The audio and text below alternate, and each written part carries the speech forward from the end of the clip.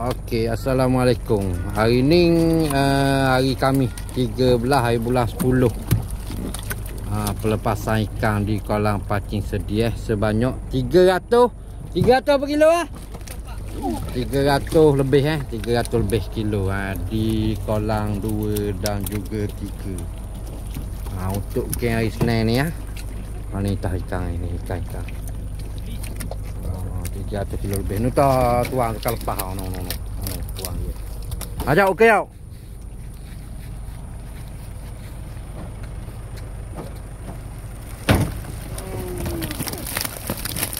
Okey ikan. Ikan saya hok kita nak main. Ikan saya hok kita nak main.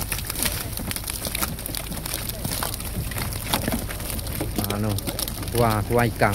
Dia nak ikan boleh ada pun ni tuan ye. Kama monster lele.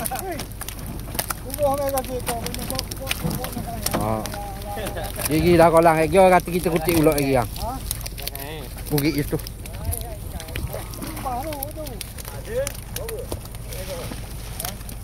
Ni saksi tuan ikan Saksi kata kita kutik mula ni. Tuan ikan lepas diri. Tuan ikan lepas diri ya. Kalau dak buat hati tanya tuan ikan lagi. Kalau ikan ni tak makan hanya jual. Hanya tuan ikan. Dia makan apa? Ikan lepas semua orang ada kan baca ni. Tu asal Ayub kubah tu upang tak bisa. Ni ada ikan dah kalau dia ada ikan lepas apa ikan.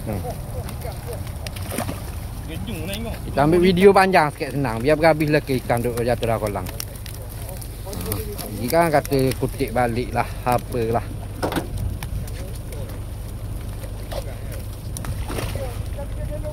Apa-apa lah tuang je main lepas ikan tak boleh ikan tuang je.